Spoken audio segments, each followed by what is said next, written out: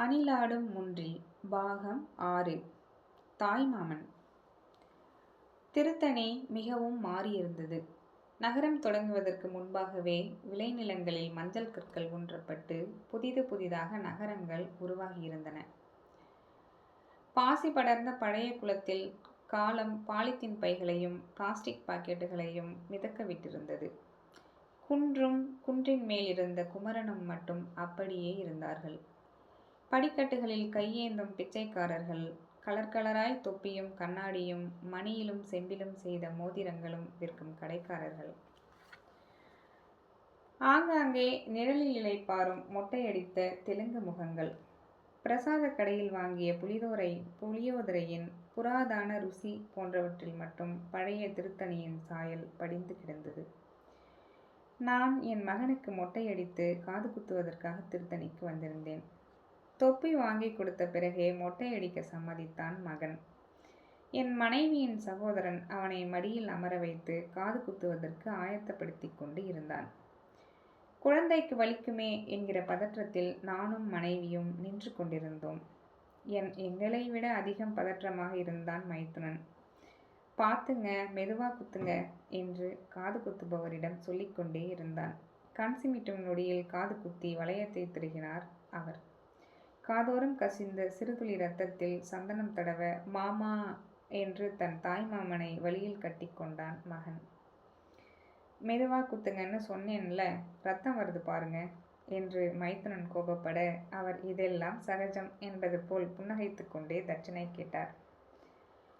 முன்பு இதே திருத்தணியில் தாய் தந்தை பதற்றமாக உடனிருக்க தாய்மாமன் மடி ஏறி நானும் காது குத்தி கொண்டேன். ஞாபக கிடங்கில் அந்த நாளின் மிச்சங்கள் இன்று இல்லை எனினும் வழி தாழாமல் மாமா என்ற என் தாய்மாமனை நானும் இறுக பிடித்திருந்திருப்பேன். தந்தையை புறந்தள்ளி தாய்மாமனை முன்னிறுத்தும் சடங்குகளின் வேரை பல அறிஞர்கள் பல தருணங்களில் ஆய்ந்தறிந்து எழுதியிருக்கிறார்கள். தாய்வழி சமூகத்தில் தாய்மாமனின் முக்கியத்துவத்தை வரலாறும் வாழ்வும் அவ்வப்போது சொல்லிக் கொடுத்து கொண்டே வருகின்றன. தொன்ம ஆய்வுகள் 1000 காரணங்கள் சொன்னாலும் அன்று அவ்வேளையில் தன் மாமனின் மடியில் என் மகன் அமர்ந்திருந்த காட்சியை பார்க்கையில் என் மனதில் தோன்றிய உணர்வுகள் இவை. இதோ உன் மடியில் அமர்ந்திருக்கும் குழந்தைக்கு நீ தாய்மாமன். இவன் உன் சகோதரியின் உதிரம். அலைகழித்தோடும் இவன் உதிர நதியில் உன் வம்சத்தின் துளியும் கலந்திருக்கிறது. இவனை பெற்றவர்கள் பக்கத்தில் இருந்தாலும் காலம் முழுவதும் இவன் மீது காயம் படாமலும் காற்றுப்படாமலும் காக்க வேண்டியது உன் கடமை. தாய்மாமன் என்பவன் உண்மையில் ஒவ்வொரு குழந்தைக்கும் ஒரு ஆண் தாய். சென்னைக்கு திரும்பி வருகையில் என் நினைவுகள் பின்னோக்கி நகர்ந்தன. நான் என் தாய்மாமன்களை நினைத்து கொண்டேன். அம்மாவுடன் பிறந்த ஆண்கள் மொத்தம் 5 பேர். ஓர் அண்ணன், 4 தம்பிகள். 5 மாமாக்களும் கூட்டு குடும்பமாக ஆயாவுடன் வசித்தபடியால் கோடை விடுமுறை எனக்கு குதூகல விடுமுறையாக இருக்கும். எத்தனை விதமான விளையாட்டுகள்! கன்னங்களை உப்ப வைத்து பல்லுனாக்கி காட்டவும், பின் காற்று போக அதை உடைக்கவும், சாட்டை தவலில் மேலேற்றி உள்ளங்கையில் குறுகுறுக்கும் பம்பரங்களை கைமாற்றி விடவும், சாக்லேட் உரைகளை எட்டாக மடித்து மேற்புறம் திருகி தலையாக்கி பாவாடை விரித்து ஆடும் சிறுமியாக மாற்றி பிரமிப்பூட்டவும், மொட்டை மாடி மாலையில் மேகங்களை உரசியபடி காற்றாடி விட கற்றுத்தரவும் மாமாக்களால் மட்டுமே முடியும். இப்போது யோசிக்கையில் பால்ய காலங்களில் தகப்பன்களை விட தாய்மாமன்களே எல்லா குழந்தைகளையும் அதிக நேரம் தூக்கி வைத்து விளையாடியிருப்பார்கள் என்று தோன்றுகிறது. ஒவ்வொரு குழந்தையும் தன் மனதில் உருவாகும் கதாநாயக பிம்பத்தை முதலில் தகப்பனிடம் இருந்தும் பின்பு தாய்மாமன்களிடமிருந்தும் பெற்றுக்கொள்கிறார்கள்.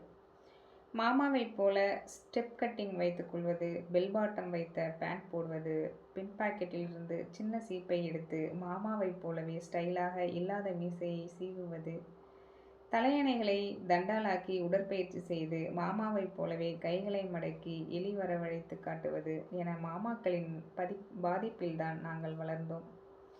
உள்ளங்கையிலிருந்து தனித்தனியாக கிளை பிரியும் 5 விரல்களைப் போல் ஒவ்வொரு மாமாவும் ஒவ்வொரு விதம், ஒவ்வொரு வார்ப்பு. ஒரு மாமா கட்டை விரலைப் போல வாழ்வின் வெற்றியையே முன்னிறுத்தி கொண்டிருப்பார். சின்ன வயதில் அன்னாசி பழ வடிவில் இருந்த உண்டியல் வாங்கி தந்து பணம் இருந்தாதான் எல்லாரும் மதிப்பாங்க என புத்திமதி சொல்லி சேமிக்க கற்றுத்தந்தார். ஆனால் எந்த மாமா சொல்லி எந்த பிள்ளை கேட்டது? இன்று வரை சேகரித்த உண்டியல்களில் தென்னங்குச்சி செருகி காசு எடுப்பதுதான் என் வழக்கமாக இருக்கிறது. இன்னொரு மாமா ஆட்காட்டி விரலைப் போல் புதிய புதிய திசைகளை எங்களுக்கு அறிமுகப்படுத்தினார். எத்தனையோ திரைப்படங்களுக்கு அவருடன் நான் சென்றிருக்கிறேன். டூரிங் டாக்கீஸ் முதல் டால்பி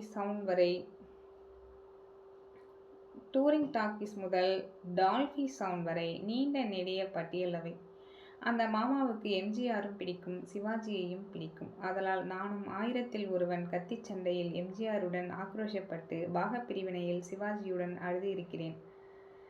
கச்சிதமாக அளவெடுத்து எனக்கான துணிகளை தைத்துக் கொடுப்பார். இன்று வரை எந்த ஆயத்த ஆடைகளிலும் அவரது கை நேர்த்தியை நான் கண்டதே இல்லை. பிரிதொரு மாமா நடுவிரலைப் போல் பயமுறுத்தி கொண்டே இருப்பார். வெயிலில் விளையாடக்கூடாது, மதியம் கொஞ்ச நேரம் தூங்க வேண்டும், சிந்தாமல் சாப்பிட வேண்டும், தலைமுடிக்கு எண்ணெய் தடவ வேண்டும், ரொம்ப நேரம் டிவி பார்க்கக்கூடாது என அவர் சொல்லும் எல்லாவற்றையும் கொட்டி கேட்டுக்கொள்வோம். இப்போதும் எங்காவது பார்த்தால், ஏன் தலைமுடி இவ்வளவு இருக்கு, முடி வெட்டுறது தானே என்பார். வழக்கம் போல் கொட்டி கேட்டுக்கொள்வேன். அடுத்தொரு மாமா மோதிர விரலைப் போல் பந்தாவானவர். பட்டு வேட்டி, பட்டு சட்டை, மைனர் செயின் பளபளக்க, என்ஃபீல்டு தடதடக்க அவர் புறப்பட்டார் என்றால் தெருவே புகை கிளம்பும். எங்கள் எல்லோரையும் பொருட்காட்சி, கடற்கரை என அழைத்துச் சென்று ரூஃப்டாப் எனப்படும் மொட்டை மாடி உணவகங்களில் பிரியாணி வாங்கித் தருவார். முதலில் நான் உண்டது அவரோடுதான். அவரால் வானத்துக்கு கீழே இருக்கிற எல்லாவற்றையும் வாங்கித் தர முடியும் என்று நாங்கள் நம்பினோம். எங்கள் நம்பிக்கையை அவர் அறிந்திருந்தால் அதுக்கென்ன, வானத்தையும் சேர்த்து வாங்கலாம் என்று சொல்லியிருப்பார்.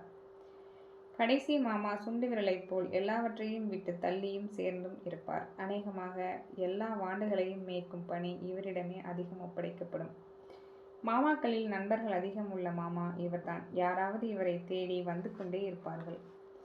ஒருமுறை லயோலா கல்லூரியில் தங்கி படிக்கும் ஒரு நீக்ரோ இளைஞன் மாமாவை தேடி வந்தபோது, எங்க மாமாவுக்கு ஆப்பிரிக்காவில் கூட ஃப்ரெண்ட்ஸ் இருக்காங்களே என்று நாங்கள் பெருமையாக பேசிக்கொண்டோம். சமீபத்தில் வீட்டுக்கு வந்தபோது என் மகனை ரொம்ப நேரம் தன் மடியில் வைத்து கொண்டிருந்தார். மகனுக்கு பதிலாக நானே அவர் மடியில் அமர்ந்திருப்பது போல் இருந்தது அந்த காட்சி. இப்படி இந்த 5 மாமாக்களும் என் பால்யத்தை காயப்படாமல் பார்த்து கொண்டார்கள். எனக்காக பெண் பார்த்து, திருமணத்தில் ஓடியாடி வேலை செய்து, மாப்பிள்ளை தோழனாக உடன் நின்று என வழிநெடுக பிரியம் செய்தார்கள். என் தாய் உதிரத்தின் மிச்சம் என அவர்களை நானும், தன் தமக்கை உதிரத்தின் மிச்சம் என என்னை அவர்களும் நினைத்தபடி நகர்கிறது வாழ்க்கை.